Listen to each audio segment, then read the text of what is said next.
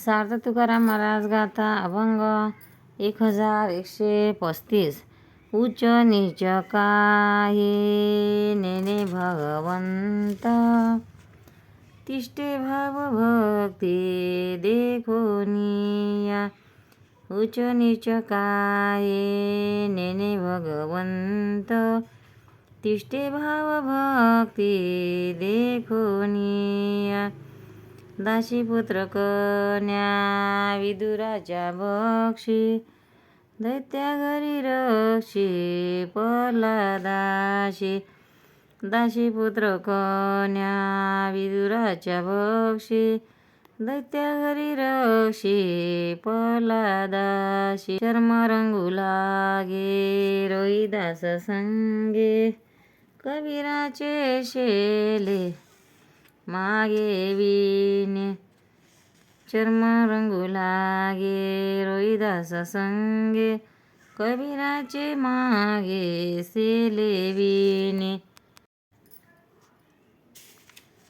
सज्जन कसाया विकू लागे मास, मळ्या सावत्यास खुरपू लागे. सज्जन कसायास विकू लागे मास, मळ्या सावत्यास खुरपू लागे. नरहरी सोनार गडू फुंकू लागे, चोख्या मेळा संगे ढोरे ओळी. नरहरी सोनारा संगे फुंकू लागे, चोख्या मेळा संगे ढोरे ओळी. नाम याची जनी सवेची सेनी, धर्माघरी पाणी वाहे जाळी. नाम याची जनी सेवेची सेनी, धर्माघरी पाणी वाहे जाळी. नाम्या सवे जेवी नवे संकोचित, ज्ञानी यांची भिंत अंगे ओढी. नाम्या संगे जेवी नवे संकोचित, ज्ञानी यांची भीत अंगे ओढी. अर्जुनाचे रथी होय हा सारथी, बक्षी पोहे प्रीती सुदाम्याचे. अर्जुनाची रथी होय हा सारथी, बक्षी पोहे प्रीती सुदाम्याचे. गवळणीच्या घरी अंगे गाई वळी, दारपाळ बळी द्वारी झाला. गवळीयाचे घरी अंगे गाई वळी, दारपाळ बळी दारी झाला.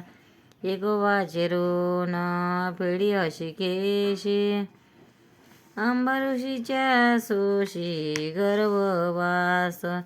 एकोबाचे रोण फेडी अशी केशी, अंबऋषीचे सोशी गर्भवास.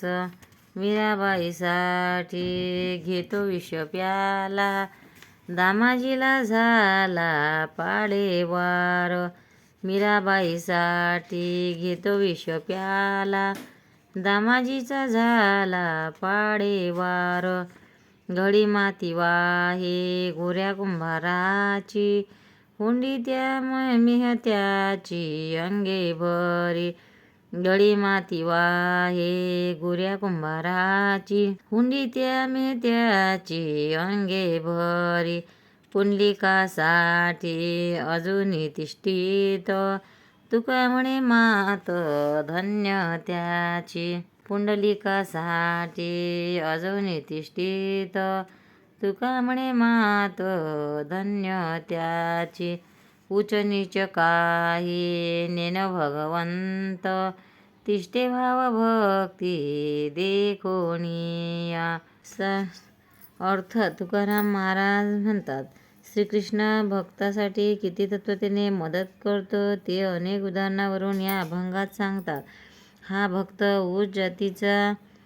उच्च जातीचा आणि का नीच जातीचा आहे याचा विचार भगवंत करत नाहीत. त्या भक्ताच्या ठिकाणी जसा भाव असेल त्याप्रमाणे त्याचे कार्य करण्याविषयी तो तत्पर असतो. विदुर हा जरी दासीपुत्र होता तरी भगवंताने त्याच्या घरी सध्या कन्या सेवन केल्या. राक्षस कुळात जन्मलेल्या प्रल्हादाचे रक्षण केले. रोहिदास चांभाराबरोबर देवाने कातडी रंगवली. कबीराच्या मागावर शेले विणले. सजन कसायाला त्याने मांस विक्रीतही केली. सावत्या माळ्याबरोबर माळ्यामध्ये खुरपणी केली. नरहरी सोनाराबरोबर भट्टी फुंकली व दागिने घडवले. चोखामेळ्याबरोबर त्याने जनावरांची मढी ओढली. नामदेवाच्या जगी दासीबरोबर त्याने गोवऱ्या वेचल्या. त्याच देवाने धर्माच्या घरी पाणी भरले व घर झाडले.